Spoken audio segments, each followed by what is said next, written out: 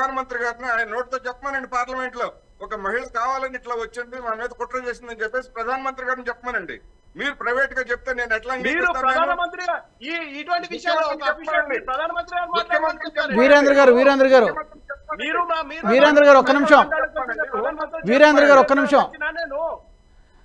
ఒక్క నిమిషం, ఇది బియాండ్ పాలిటిక్స్. నేను ముందే చెప్పాను, బియాండ్ పాలిటిక్స్ మాట్లాడదాం. ఇది ఇట్స్ నాట్ పొలిటికల్ వార్ కాదు. ఇప్పుడు సరే, ఇలాంటి ఇన్సిడెంట్స్ ఒక కమిటీని కూడా ఫామ్ చేశారు, ఒక 10 మందితో కమిటీని ఫామ్ చేశారు. ఈ కమిటీ ఎంత ఎఫిషియెంట్గా పనిచేస్తుంది, ఏం చేస్తే బాగుంటుంది? Not only in west Bengal, దేశంలో ఎక్కడా ఇలాంటి ఇన్సిడెంట్స్ జరగకుండా. మంచి టాపిక్ పెట్టారు మీరు సార్. మీరు వెస్ట్ బెంగాల్లో ఎంపీలు ఏం మాట్లాడితే మహిళలు దాని గురించి అది ప్రొలాంగ్ అవుతూనే ఉంటుంది. నేను అనేది ఏంటంటే ఒక కమిటీ వేశారు, ఒక 10 మందితో కమిటీ వేశారు. ఈ కమిటీ ఎంత ఎఫిషియెంట్గా పనిచేస్తుంది, దీనికి ఏమైనా టైం బౌండ్ ఉందా, ఏం చేయబోతున్నారు?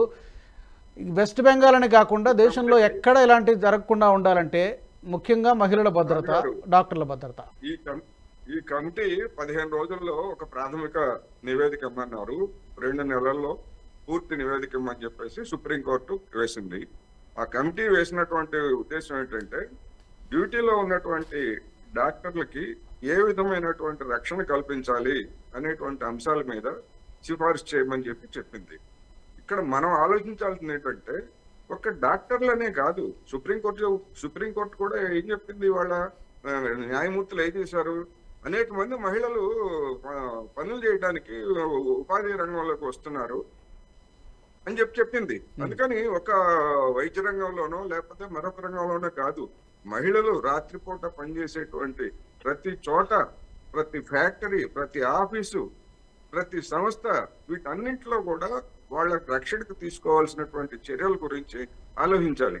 ఇది అయితే సరే, ఈ ఉదంతంలో సోమోటోగా తీసుకుంది కనుక డాక్టర్ల గురించి ఆ డాక్టర్లతో ఒక కమిటీ వేసింది. అందులో మన హైదరాబాద్ నాగేశ్వర రెడ్డి గారు కూడా ఆయన అందులో మెంబర్ గా ఉన్నారు.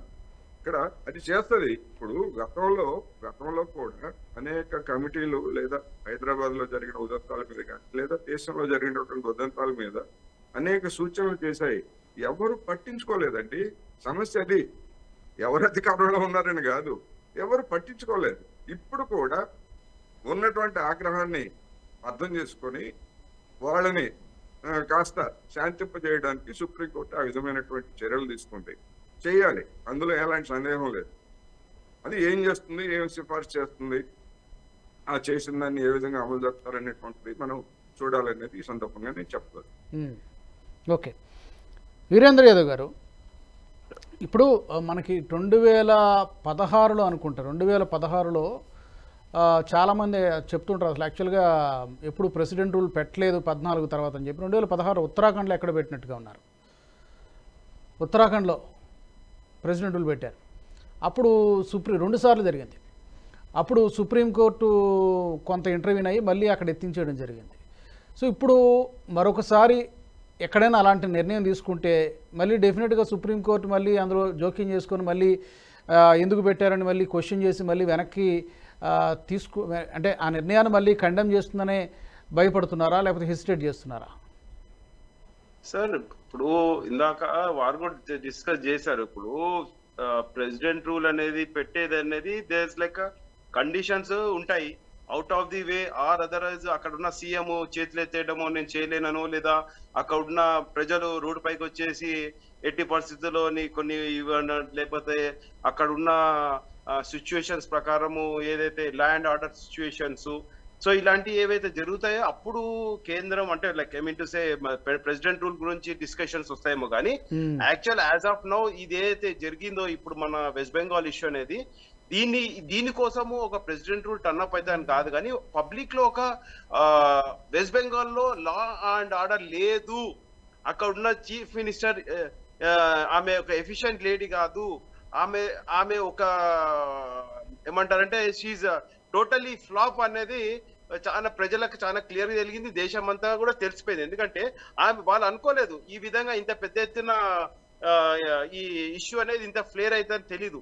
గతంలో కూడా ఎన్నో ఇష్యూస్ జరిగాయి ఈ ఘోష్ వల్ల, కానీ అవన్నీ సబ్సిడైజ్ జరిగాయి. కానీ ఈ రోజు ఇంత దారుణమైంది కాబట్టి ఇది చాలా సీరియస్ అయిన మ్యాటరు.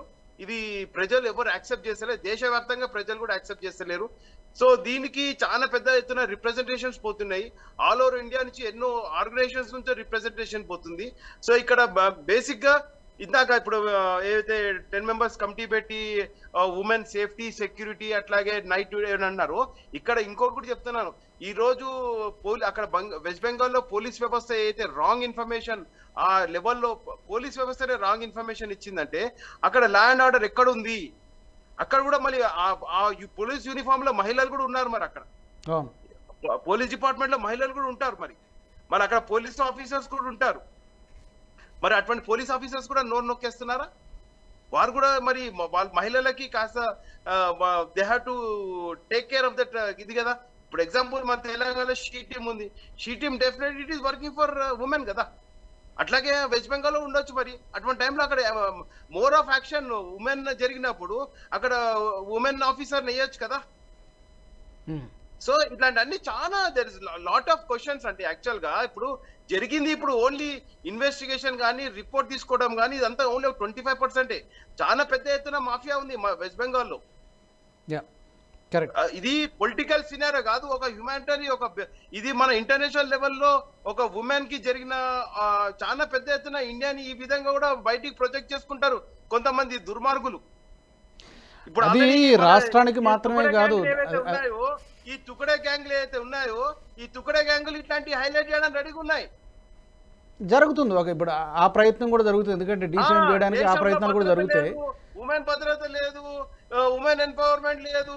మనము ఇక్కడ ఉన్నది ఇప్పుడు ఇన్ని సంవత్సరాల నుంచి దేశంకి వచ్చి 70 సంవత్సరాలు వచ్చిన స్వాతంత్రంలో ఈ అయితే గోల్డెన్ పీరియడ్ గోల్డెన్ ఎరాలో జరుగుతున్న ఇది ఇటువంటి టైంలో ఇటువంటి సంఘటన జరగడం అనేది దేశవ్యాప్తంగా ఇండియా ఏ విధంగా ప్రొజెక్ట్ అవుతుంది. ఇక్కడ ఉమెన్ కి ప్రొటెక్షన్ లేదు, ఉమెన్ కి ఈ విధంగా జరిగినా కూడా ఒక సరైన డిసిషన్ తీసుకోలేకపోతున్నారు అనేది పెద్ద రిమార్క్ వస్తుంది ఇండియాకి. అదే అంటున్నా central government as well as our Supreme Court has to take a very effective steps and also effective report, and there should not be further ఇంకా ఇటువంటి కాకుండా దాన్ని ఏ విధంగా ముందుకు పోవాలనేది పెద్ద ఎత్తున ఆలోచన జరుగుతుంది, చేస్తారు కూడా ఇప్పుడున్న ప్రభుత్వం. ఓకే, చేయాలని ఆశిద్దాము. కోటేశ్వర గారు, ఇప్పుడు వెస్ట్ బెంగాల్లో సరే 2 terms ఇచ్చారు, 3rd time అనుకుంటా ఆమె కన్సిక్యూటివ్గా వరుసగా. బట్ ఆమెకు అవకాశం ఇచ్చినా కూడా గత ప్రభుత్వాలు ఏ తప్పులు చేశాయో అవే రిపీట్ జరుగుతున్నట్టుగా కనిపిస్తుంది. ఇంకా చెప్పాలంటే ఇంకా అంతకంటే దిగజారిపోయినట్టుగా పరిస్థితి కనిపిస్తుంది. లా అండ్ ఆర్డర్ కావచ్చు, మహిళల రక్షణ కావచ్చు, ఇన్ఫిల్ట్రేషన్స్ కావచ్చు. ఇంత జరిగినా కూడా యాక్చువల్గా లాస్ట్ ఎలక్షన్ ముందు కూడా, రీసెంట్ ఎలక్షన్ ముందు కూడా ఈమెకు తగ్గుతాయి అని చెప్పారు. బట్ అయినా కూడా గతం దాకంటే పెరిగాయి. అంటే ఇది ప్రజలు గుర్తుంచుకోవట్లేదా, లేకపోతే ప్రజలను కూడా భయభ్రాంతులకు గురి చేసి మీరు మీ తప్పితే వేరే గత్యంతరం అనేది మాకు ఓటేయకపోతే మీరు చస్తారనేటువంటి భయపడి ఓట్లేసి ఆమెను గెలిపిస్తున్నారా, లేకపోతే ఫెడప్ అయిపోయారా, మార్పు ఏమైనా వస్తుందా, నెక్స్ట్ ఎలక్షన్ నాటికి ఏమైనా సినారియో మారుతుందా, మనం ఏమైనా ఎక్స్పెక్ట్ చేయొచ్చా? ఏ పార్టీని ఎందుకు గెలిపిస్తున్నారు అనేటువంటిది మన దేశంలో ఒక విచిత్రమైనటువంటి పరిస్థితి ఉన్నమాట వాస్తవం. అనేక మందికి జనంలో ఉన్నటువంటి భ్రమలు కావచ్చు, లేకపోతే ఇతరత్ర కారణాలు కావచ్చు, అనేక ప్రభావాలు పనిచేస్తున్నాయి. మనం ఇవాళ మన చర్చలో మహిళల మీద జరుగుతున్నటువంటి అత్యాచారాలు వాటి గురించి మనం మాట్లాడాం. ఈ అత్యాచారాలు అనేటువంటివి జరిగేటువంటి రాష్ట్రాల్లో పశ్చిమ బెంగాల్ కూడా ఒకటి అగ్రస్థానంలో ఉంది. కానీ మొత్తం హిస్టారికల్ గా చూస్తే, అంటే కాంగ్రెస్ పాలనలో చూసినా లేదా ఎన్డీఏ పాలనలో చూసినా కానీ ఇటువంటి కేసుల్లో రాజధానిగా, రేపుల రాజధానిగా పేరుపడింది ఢిల్లీ. ఢిల్లీలో ఉన్నటువంటి పోలీస్ వ్యవస్థ కేంద్ర ప్రభుత్వం ఆధీనంలో ఉంటుంది. ఆ తర్వాత 2021 స్టాటిస్టిక్స్ ప్రకారం, అంటే నేషనల్ క్రైమ్ రికార్డ్ బ్యూరో దాని ప్రకారం రేప్స్ అమాంగ్ హైయెస్ట్ రాజస్థాన్ లో జరిగితే ఆ తర్వాత మధ్యప్రదేశ్, ఉత్తరప్రదేశ్ లో జరిగింది. అంటే ఇది ఒక సామాజిక పరమైనటువంటి సమస్య.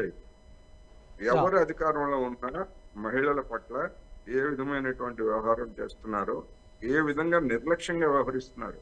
మరి అదే కనుక అయ్యేట్లయితే ఇప్పుడు మిస్సింగ్ కేసుల్లో కానీ లేకపోతే ఇటువంటి వాటిల్లో ఆ మధ్య మన పవన్ కళ్యాణ్ గారు కూడా నాకు కేంద్ర ప్రభుత్వం రహస్యంగా నాకు సమాచారం పంపించింది, 30,000 మంది మిస్ అయ్యారు. మరి అదే ఆ లెక్కల ప్రకారం చూసుకుంటే హైయెస్ట్ మిస్సింగ్ కేసులు మధ్యప్రదేశ్ లో ఉన్నాయి. అదే ఎన్ఎస్ఆర్బి దాని ప్రకారం. అందువలన ఇది ఒక సామాజికమైనటువంటి సమస్య. అధికారంలో ఎవరున్నా కానీ, ఏ పార్టీ అధికారంలో ఉన్నా కానీ నిర్లక్ష్యానికి గురవుతున్నటువంటి మహిళల సమస్య ఇది.